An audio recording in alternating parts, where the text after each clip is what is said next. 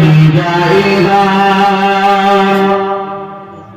क़यामत में पहुंचेगा मदीने की तरफ दौड़ा दीवाना मोहम्मद का अल्लाहुम्मा सल्ली अला सय्यिदिना मौलाना मोहम्मद वला सय्यिदिना मौलाना मोहम्मद कबा नामे सुनी चोखे द्वार मदीना अल्लाह আমায় নিয়ে চলো সোনার মাকা মদিনা আল্লাহুম্মা সাল্লি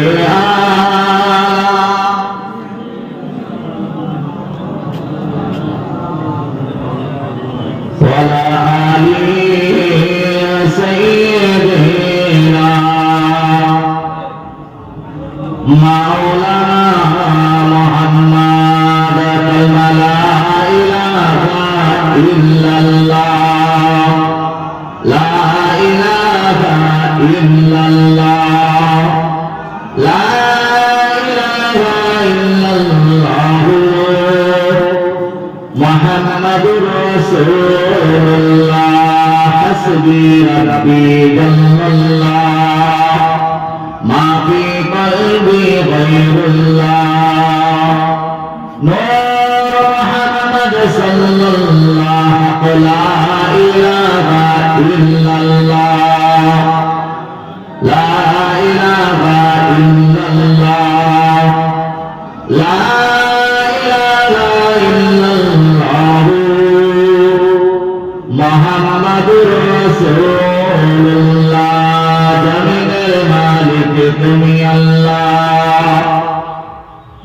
আসমানের মালিক তুমি আল্লাহ হায়াতের মালিক তুমি আল্লাহ মাউতের মালিক যিনি আল্লাহ বলো লা ইলাহা ইল্লাল্লাহ লা ইলাহা ইল্লাল্লাহ লা ইলাহা ইল্লাল্লাহ মুহাম্মাদুর রাসূলুল্লাহ আল্লাহুম্মা সাল্লি আলা সাইয়্যিদিনা মাওলানা মুহাম্মদ ওয়ালা আলি সাইয়্যিদিনা মাওলানা মুহাম্মদ আলহামদুলিল্লাহ সমস্ত তারিফ সমস্ত প্রশংসা সেই মহান আল্লাহ তাআলার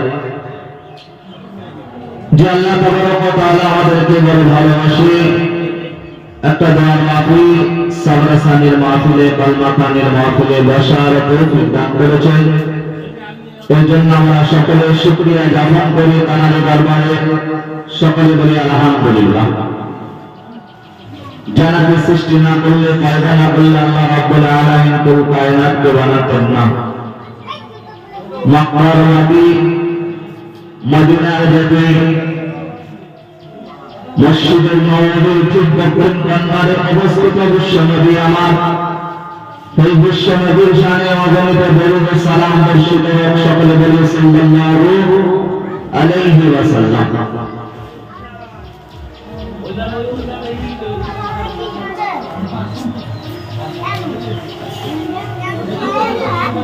তাড়াতাড়ি দিয়ে ফেলেন তাড়াতাড়ি দিয়ে ফেলেন আগে আগে আসতে বলে দেখি একটু যাও লোকা দেখি শোনো ভাই মুসলমান ঠিক রাখিও ঈমান শোনো ভাই মুসলমান ঠিক রাখিও ঈমান ঈমান হারালে পাবে কঠিন জাহান্নাম শোনো ভাই মুসলমান ঠিক রাখিও ঈমান ঈমান হারালে পাবে কঠিন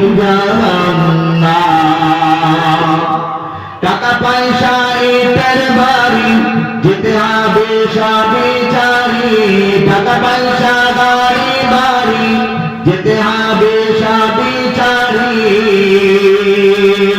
কবর তোমার আসল বাড়ি রাখিও স্মরণ শোনো ভাই মুসলমান ঠিক রাখিও ঈমান হারালে পাবে কঠিন জাহান্নাম যেদিন আবে বন্ধু আকি ভাই বন্ধু দিবেন কাকি যেদিন আবে বন্ধু আকি ভাই বন্ধু দিবেন কাকি সঙ্গে সেদিন থাকবে না কেউ কি হবে কত শোনো ভাই মুসলমান ঠিক রাখিও ঈমান হারালে পাবে কঠিন জাহান্নাম একাত্তরে হিসাব নিবে কাউকে জানিবেন না রে একাত্তরে হিসাব নিবে কাউকে জানিবেন না রে যতই বড় হোক না নবীর গুনাহ পরিমাণ শোনো ভাই মুসলমান ঠিক রাখিও ঈমান হারালে পাবে কঠিন জাহান্নাম লেখে কয়রুল আলম করিয়া আল্লাহতে শরণ লেখে কয়রুল আলম করিয়া আল্লাহতে শরণ মরণের সময় জানো রাতে গহিমা শোনো ভাই মুসলমান ঠিক রাখিও ঈমান হারালে পাবে কঠিন জাহান্নাম আল্লাহুম্মা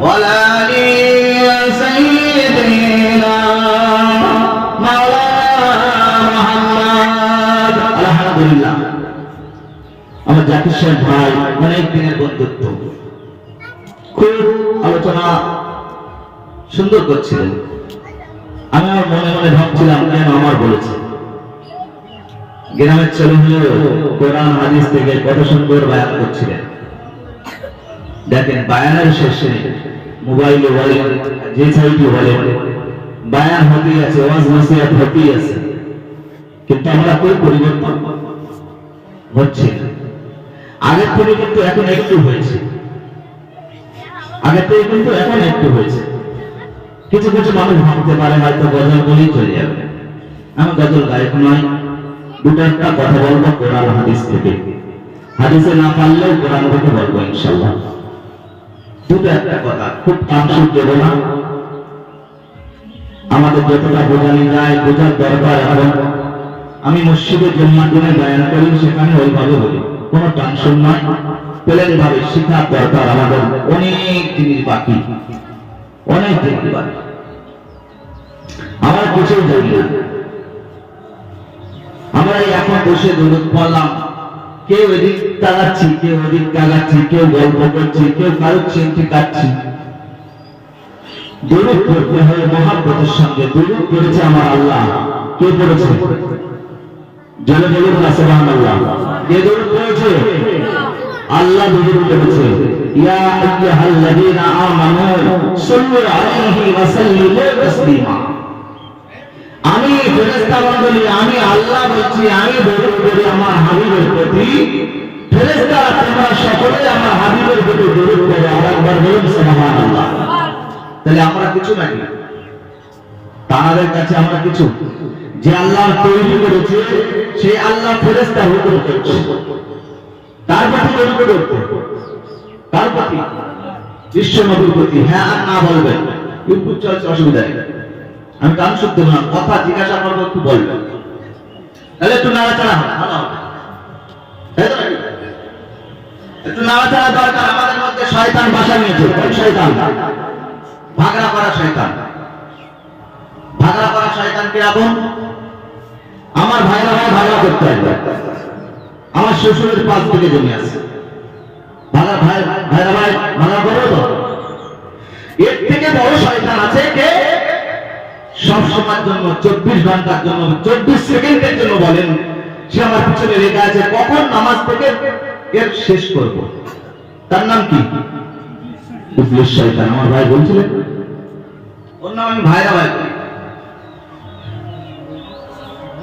ও সব সময় লেগে আছে, সব সময় নামাজ পড়বেন, ধোকা দেবেন, মাঠে এই আছে ওই আছে, ওটা করতে হবে, নামাজ পড়ে তাড়াতাড়ি কর, সুবহানাল্লাহ আল্লাহ কবর করেছে ঠিক নেই, বেরিয়ে যাচ্ছে।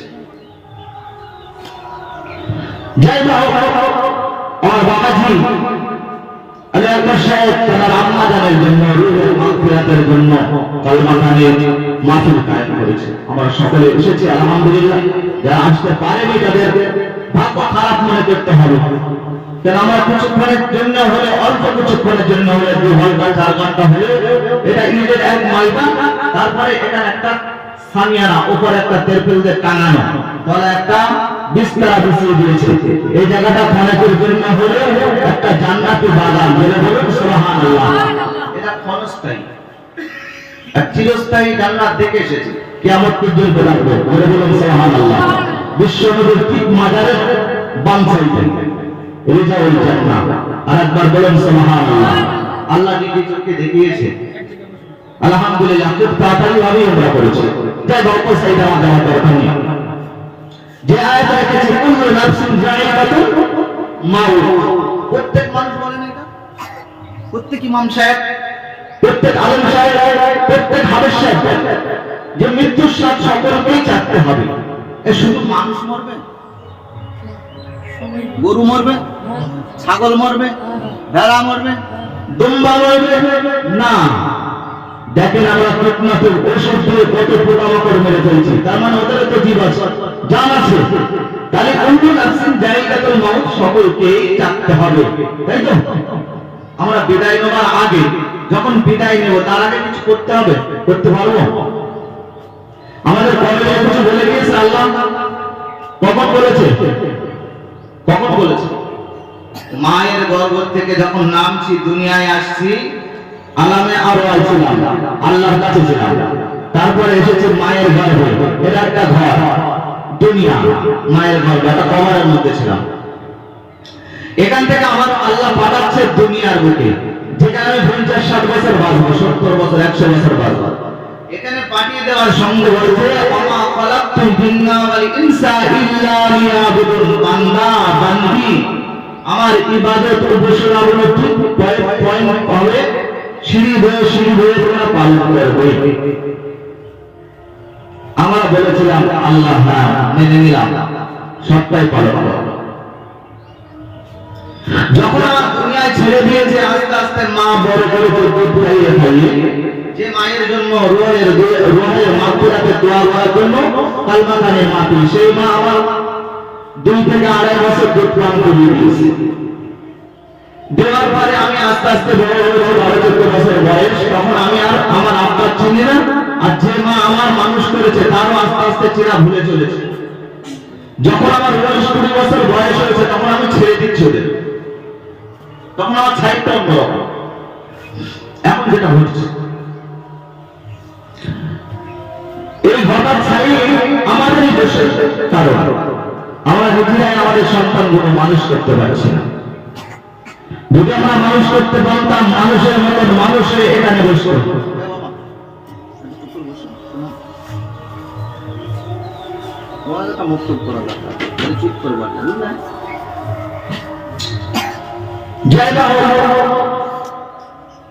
আমাদের একদিন সকলকেই বিদায় হয়ে চলে যেতে হবে। কৃষি করে যাবে, কৃষি করে যাবে, বাসে করে, লরি করে, ঘুম আসবে, একটু কথা বলেন, কৃষি করে যাবে। সে গাড়ি কোন জায়গায়? মসজিদে। চাকা আছে বাবা? চাকা আছে না? 4টে পায়া আছে। ওই গাড়ি আমার 3টে জামা পরতে পড়া, গরম লাগবে না তো? কাবা শরীফে হাজী সাহেবরা যায়, হাজী সাহেবটা আমি বলবো হাজি সাহেবরা গায়ে কত করে জামা দেয়? একটা গায়ে একটা পণ্যে। গায়ে যেরকম মানুষ মারা গেলে কিছুই পণ্যে থাকবে না, গুনছি পর্যন্ত এয়ারপোর্ট থেকেই চেকিং হয়ে যাবে। তাই আমি যখন চলে যাচ্ছি গরম পানি গরম পানিতে আমার গোসল করে আমাকে জায়গাগুলো ভালো করে কষলে ধুয়ে দিচ্ছি। দেওয়ার পরে আমার চালান্ত গাড়ি মসজিদে খাড়া করা, সেই গাড়ি আমার বাড়ি চলে আসার পরে গ্রামের মানুষ আমার সন্তান মিলে সকলে মিলে জামাটা পরিয়ে দিয়ে ঠিকভাবে একদম আতর গোলাপ পানি লাগিয়ে দিয়ে আমার খাটিয়ায় করে অবরস্ত করে ডেকে আসবেন।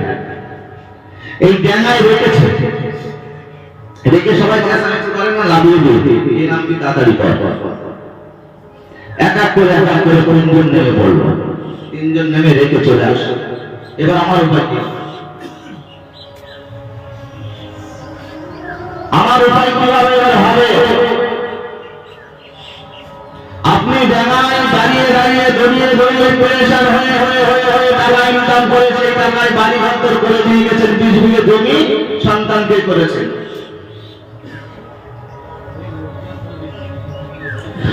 এক তারিখে আল্লাহ রাসূল সাল্লাল্লাহু আলাইহি ওয়াসাল্লামের জামানায় এক আল্লাহর মাহবুব বান্দা, আল্লাহর ওলি বান্দা, ওই আল্লাহর ওলি বান্দা, আল্লাহর মাহবুব বান্দা, আল্লাহ জাকিরিন বান্দা এখন কবরস্থানে পাক দিয়ে রাস্তা, ওই কবরস্থানের দাঁত দিয়ে তিনি গুটি গুটি গুটি গুটি পায়ে হাঁটতে শুরু করেছেন। কবরস্থানের ভিতর থেকে জঙ্গল থেকে যেন শোনা যায় কে যেন কোরআন পাক তেলাওয়াত করছে। এই কোরআন পাক তেলাওয়াত করছে, এত সুন্দর এত মধুর তেলাওয়াত।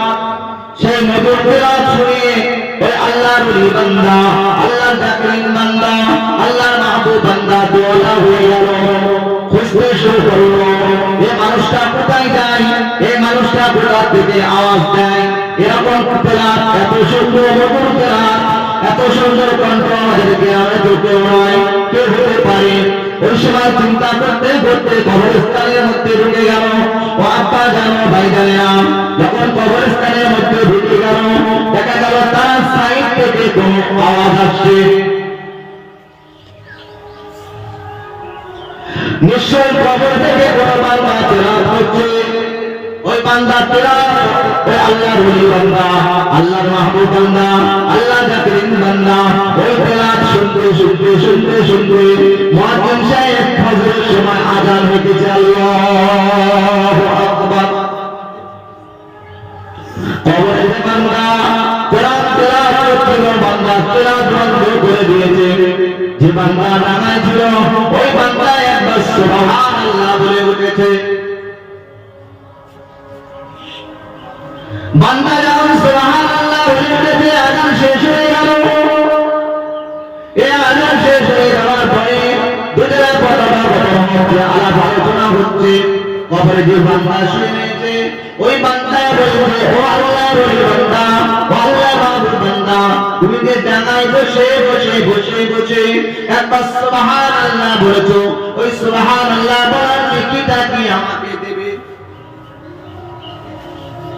কেউ কারো নেকি দিতে পারবে কি কিয়ামতের মাঠে?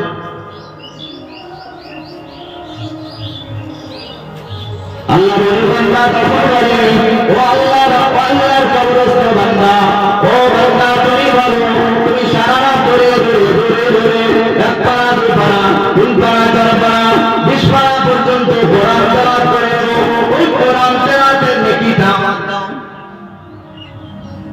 ও দিতে পারবে কি?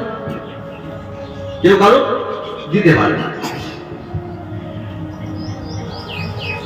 আল্লাহর ওলি বান্দা তখন চিন্তা করে করলো, ওই বান্দা কবরে শুয়ে রয়েছে, ওই বান্দা বলছে, ও আল্লাহর ওলি বান্দা, ও আল্লাহর মাহবুব বান্দা, ও আল্লাহ জাকিরিন বান্দা, তুমি কি জানো, তুমি কি জানো না, তুমি কি কোনোদিন শোনোনি, তুমি কি জানো না, তুমি কি বোঝো না, কবরে চলে আসে একটা করো নামাজের আমল করো, জিকিরের আমল করো, কোরআন তেলাওয়াত করো, গান তেলাওয়াত করো, যাই করো না কেন কবরে কোনো নেকি দেবে না।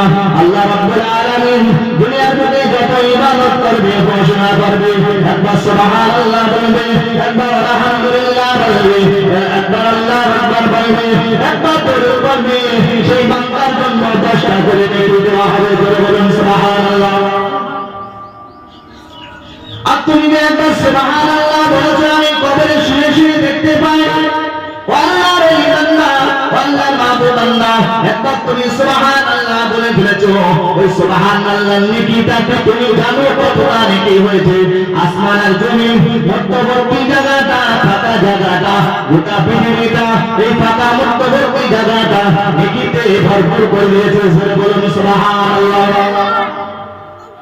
ওই নেকিটা চাচ্ছেন, আমি 20 পারা কোরআন তেলাওয়াত করছি, নেকি নিয়ে নেন না, আমার তো নেকি দেবে না।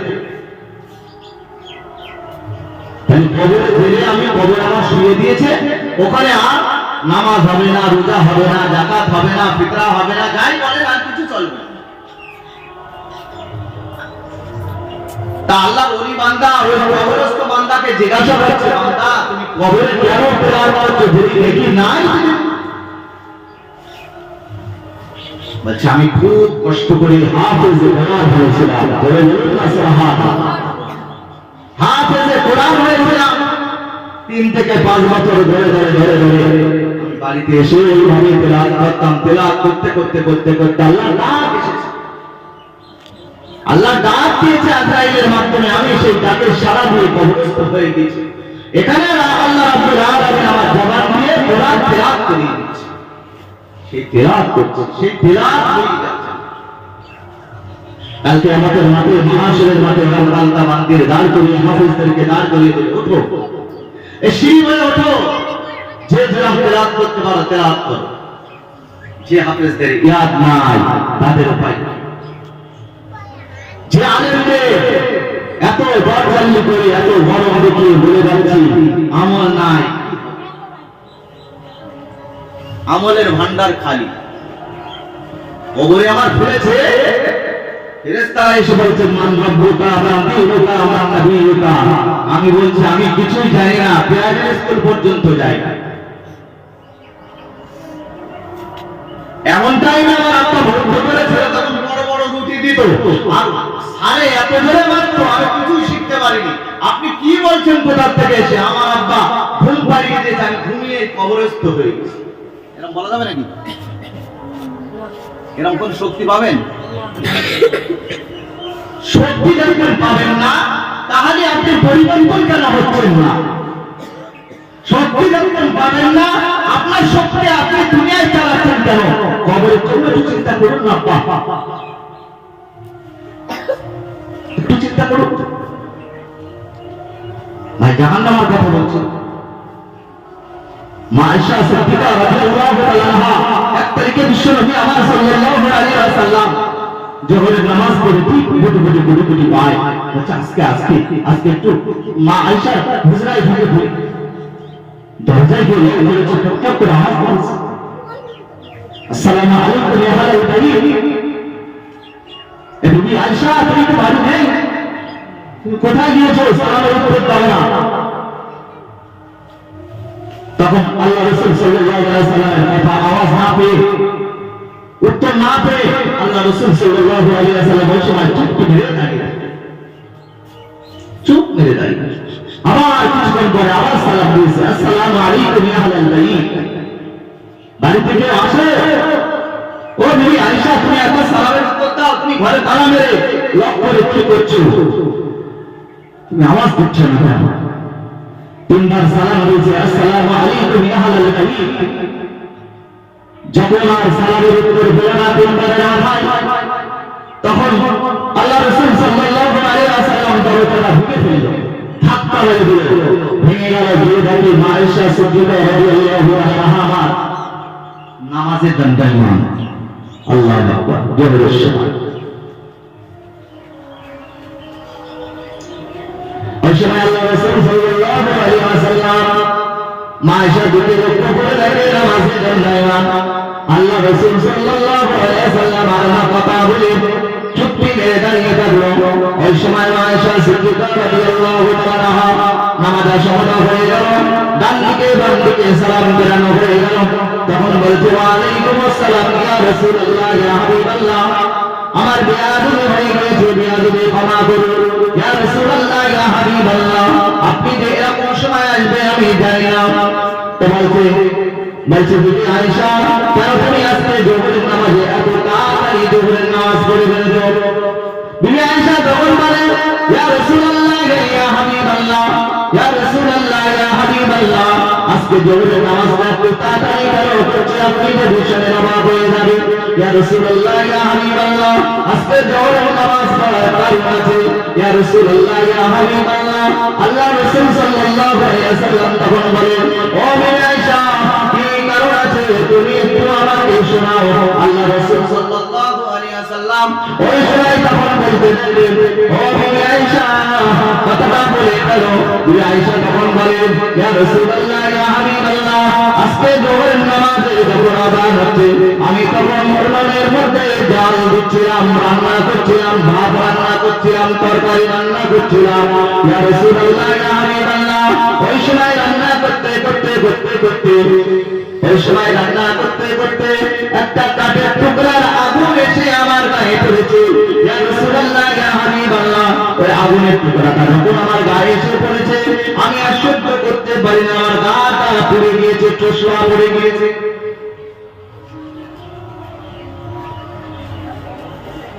তোমার আগুন পড়েছে, এই আগুনের টুকরায় আমার ক্ষুধা উঠে গিয়েছে, জ্বালা যন্ত্রণা আমি সহ্য করতে পারছি না। ইয়া রাসূলুল্লাহ ইয়া হাবিবাল্লাহ, আমি সহ্য করতে পারছি না। তখন আমি ভাবলাম ইয়া রাসূলুল্লাহ ইয়া হাবিবাল্লাহ, যে কাল কিয়ামতের মাঠে, মাহশরের মাঠের পরে আমাকে জাহান্নামে ফেলবে। আপনার মুখে শুনেছি জাহান্নাম এরকম এরকম এরকম। ইয়া রাসূলুল্লাহ ইয়া হাবিবাল্লাহ, ওই জাহান্নামের কথা মনে করে দুনিয়ার আগুন যদি একটুখানি লাগলে এত জ্বালা দেয়, এত কুষ্টা পড়ে, তাহলে জাহান্নামের আগুন লেগে আমার কি করবে? ইয়া রাসূলুল্লাহ ইয়া হাবিবাল্লাহ, ওই চিন্তা ফিকির করে আমি জোহরের ওয়াক্তের নামাজ আমি আজকে তাড়াতাড়ি ওযু করে জাহান্নামের কথা মনে করে আগে জোহরের নামাজ তাড়াতাড়ি দাঁড়িয়ে পড়েছি। বিবি আয়েশা কতটুকু পড়ে গেছে দেখতে পাওয়া গেল, একটুখানি পুড়ে গিয়েছে। অত জ্বালা যন্ত্রণা বহু, একটুখানি আগুন যদি অত তেজ হয়, এ আব্বা জাহান্নামের আগুনটাই কত তেজ। আপনারা ভাবুন যে আমরা জোহরের নামাজ পড়বো না, আসরের নামাজ পড়বো না, মাগরিবের নামাজ পড়বো না, ঈশার নামাজ পড়বো না, শুয়ে পড়বো। কত সুন্দর সিস্টেম করেছে বাইজিদ বাস্তামি। একটু একটু বাচ্চাদের কিভাবে শিক্ষা দিয়েছে। আমাদের বাচ্চাগুলো যাতে মজলিসে যান, মসজিদে যান, যেখানেই যান এলোমেলো। বজলুর রহমান বরকতুল্লাহ রাহমাতুল্লাহ আলাইহি খেলাফতের শুরু আছেন তিনি, ৬-৭ বছরের বাচ্চা, তার আমিও বলছে ঠিক দুপুরের সময় বাচ্চা খেলা করতে চলে গেছে। শুনো আব্বা, আমাদের বাচ্চা কি তৈরি করেছে আমরা বানাতে পারিনি, আমরা বানিয়েছি তাদের জাহান্নামের রাস্তা। বজলুর রহমান বরকতুল্লাহ রাহমাতুল্লাহ আলাইহি হুজুর খেলাফতের জমিনে শুয়ে তিনি, ৬-৭ বছরের বাচ্চা, তার মা বলছে দেখলাম বাচ্চা খেলা করতে গেল অনেক বাচ্চার সঙ্গে। এই খেলা করতে গিয়ে বাচ্চা দেরি করে এসছে। কখন এসছে? ঠিক আসরের নামাজ, জোহরের নামাজ ভুলে গিয়েছে, জোহর আর হবে না এমন মুহূর্তের সময় বাইজিদ বাস্তামি এই বজলুর রহমান বরকতুল্লাহ হুজুর বাড়িতে এসে বলছে আম্মা আমাকে দুটো ভাত দেন। মা কি বলছেন? বলছে তুমি জানো না আমি বেনামাজির ভাত দিই। তার ভাত দেয় না, বেনামাজির ভাত দেয় না। তুমি কার করে জন্ম হয়েছে তুমি জানো না? বজলুর রহমান তুমি চিন্তা করো, জোহরের নামাজ পড়ে তুমি তোমার ভাত নাই, দেরিয়ে যাও। বজলুর রহমান দরজা খুলে ওই সময় কোটি কোটি মাই বাড়ি থেকে বিদায় হয়ে চলে যাবে। এমন তো অবস্থায় তার আম্মু আবার ডেকে বলছে এ বজলুর রহমান তুমি ওখানে দাঁড়িয়ে যাও, দাঁড়িয়ে যাও, দাঁড়িয়ে যাও, দাঁড়িয়ে যাও, তোমার সঙ্গে কিছু কথা আছে। বজলুর রহমান দরজা খুলে হুজুর ওই সময় তিনি তার আম্মু যান দুটো বড় লোক নিয়ে এসছে। বলছে বজলুর রহমান তুমি দুই হাত ফাঁকা করে দাঁড়িয়ে পড়ো, দুই হাত চিৎ করে দাও, হাত দুটো চিৎ করে দাও। বজলুর রহমান দরজা খুলে হুজুর তার আম্মা দুটো হাতে দুই হাতে দুটো ইট দিয়ে দিল। ৬-৭ বছরের বাচ্চা বাজান, ওই বাচ্চা কি দুটো ইট দুই হাতে আনতে পারবে? না। ঘুমাচ্ছেন নাকি? শেষ করে দেবো? শেষ করে দিলে ভালো। মসজিদুর রহমান দরগা ঘুরে বসে ওই দুটো ইট নিয়ে টপ টপ করে কাঁপছে, মা ওদিকে আওয়াজ দিচ্ছে, যদি ইট পড়ে যায় এর থেকে শক্ত কসম করে বলতে পারবে, শক্ত পিটাই দেব যদি ইট পড়ে যায়। মসজিদুর রহমান দরগা ঘুরে বসে ওই সময় এত কান্নাকাটি হচ্ছে, কাঁদতে কাঁদতে কাঁদতে কাঁদতে শরীর বেয়ে পানি পড়ে। মসজিদুর রহমান দরগা পুরি হুজুরের ইট পড়ে গেল,